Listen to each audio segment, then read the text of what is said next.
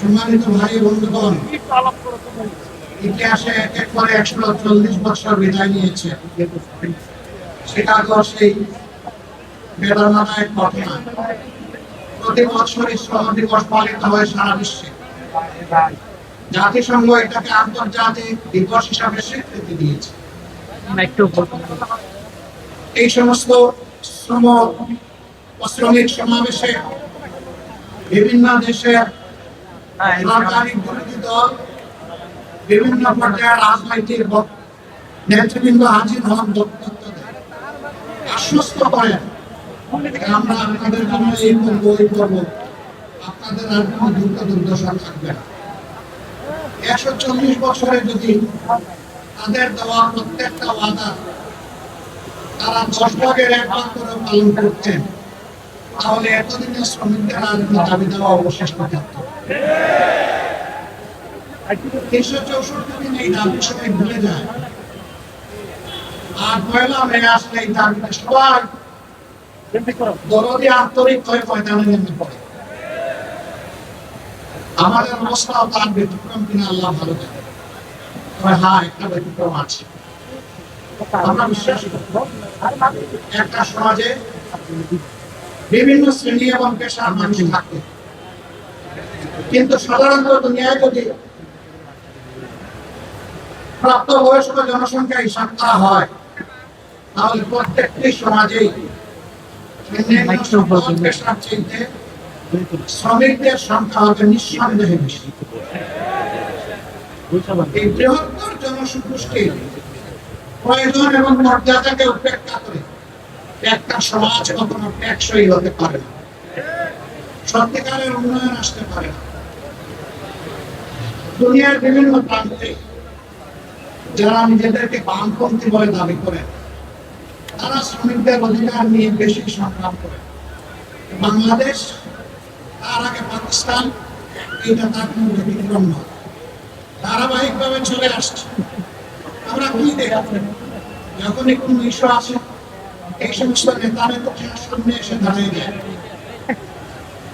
তারপরে এখানে আন্দোলন নানা বেঁধে উঠে, মাঠ গরম হয়, কিছু মানুষের জীবন যায়, কিছু মানুষ আহত হয়, কিছু মানুষের চাকরি যায়, কিন্তু নেতা নেত্রীরা রাতের আধারে তাদের ভাগটা পেয়ে যায়।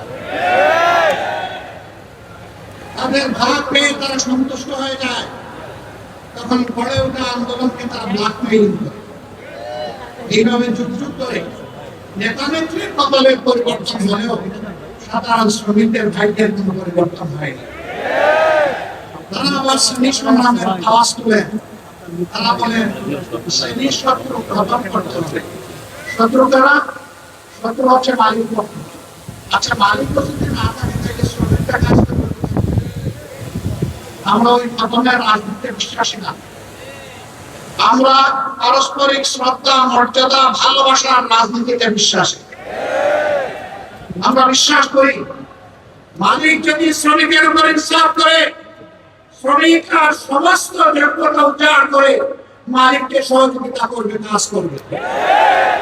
কিন্তু মালিক যদি শ্রমিককে ঠকায়, তাহলে স্বাভাবিকভাবে ছায়ার দিকে পা তুললে ছায়াও কিন্তু পা তুলে।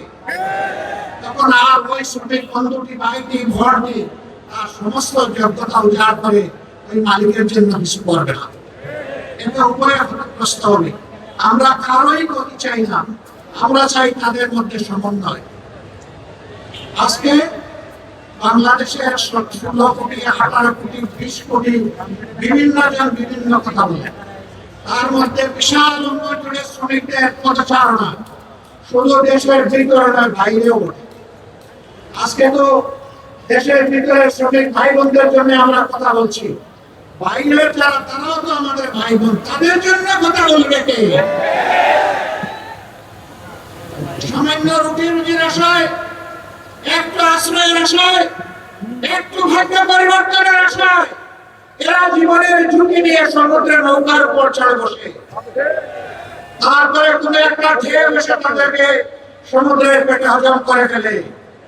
আর কেউ ভাগ্যবশত চলতে চলতে, দুলতে দুলতে কোন সুরত যেখানে গিয়ে বসতে চায় সেই বন্দরে ভিড়ে, ওখানে বিরাট পর কারো জায়গা হয় কারাগারে, আর কারো জায়গা হয় বনে জঙ্গলে।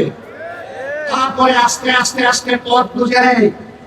সেই সমস্ত লোকেরা যখন একটু কাজকর্ম করে, তখন বিদেশের মাটিতে প্রাসাদ গড়ার চিন্তা করে না।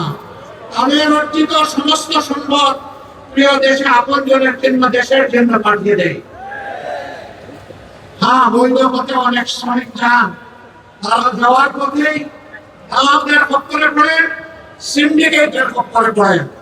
যে টাকা দিয়ে পাশের দেশের দেশ সময়ের লোকেরা যায়, তার চাইতে 3 গুণ 4 গুণ ওই দালালদেরকে দিয়ে তাদেরকে বিদেশে যেতে হয়। এখন তারা সেই টাকাটা উঠাতে পারে না, তাদেরকে মানবতার জীবনযাপন করতে হয়। 2-4টা দেশে যাওয়ার সুযোগ হয়েছে, দেখার সুযোগ হয়েছে, তারা 3টা সিটকে 1টা সিট ভাগাভাগি করে ঘুমায়। সেই সিটের প্রশ্ন হচ্ছে 2.5 হাত। একজন ঘুমাইলে ওখানে আরেকজন ঘুমাতে পারবে না। একজনের ঘুম না পারলে আরেকজনকে অপেক্ষা করতে হবে দাঁড়িয়ে দাঁড়িয়ে। তাদের মুখের গ্রাস তারা স্যাক্রিফাইস করে দেশে টাকা পাঠায়। আমরা তো সুন্দর করে বলি তারা ইন্টারেস্ট যোদ্ধা, কিন্তু এই যোদ্ধাদেরকে আমরা মর্যাদা দিই না। তারা যখন পাসপোর্ট রিনিউ করতে যায়, ঘাটে ঘাটে দালালের খপ্পরে পড়ে বিলম্বিত হয়ে তারা কষ্ট পায়। বছরের পর বছর যায়, সেখানে মিশন আছে, হাই কমিশন আছে, সেখানে আমাদের এমবেসি আছে, বড় বড় কর্মকর্তা কর্মচারীরা আছে, কিন্তু আমাদের এই ভাই বোনদেরকে সেখানে ভোগান্তি পোহাতে হয়। তারা কেউ যখন চাকরি হারায়, যদি সঙ্গত কারণে হারায় বলার কিছু নেই, কিন্তু অনেক অসঙ্গত ভাবে হারায়, তাদের পাশে দাঁড়ানোর কাউকে খুঁজে পাওয়া যায় না।